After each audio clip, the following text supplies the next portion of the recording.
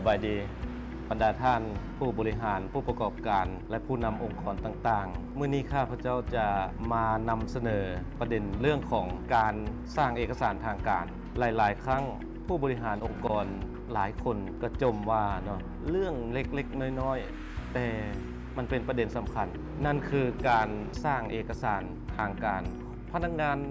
ยื่นเอกสารทางการมาให้ผู้บริหารเซ็นเนี่ยหลายๆครั้งก็ต้องตีกลับให้ไปกว่านั้นเนี่ยผู้บริหารบางคนยังจำเป็นต้องได้ลงมือห้างเอกสารด้วยตนเองก็มีประเด็นดังกล่าวนี้มันเป็นย้อนอย่างประเด็นดังกล่าวนี้เป็นย้อนว่าพนักงานบ่ได้รับการฝึกอบรมเอกสารทางการความจริงแล้วได้รับการพัฒนาและกำหนดมาตรฐานมีหลายเอกสาร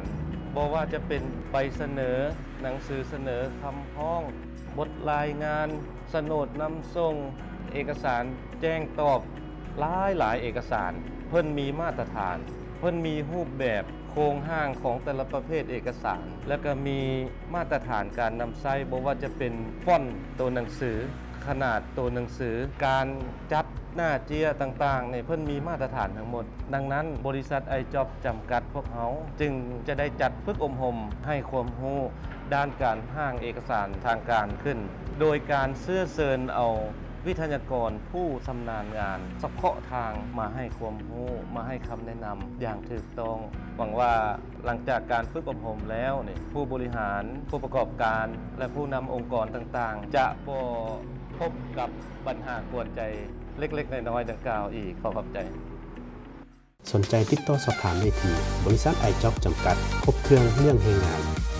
บ้านคำหุงเมืองไซธานีนครหลวงเวียงจันทร์สอบถามข้อมูลเพิ่มเติมได้ที่โทร030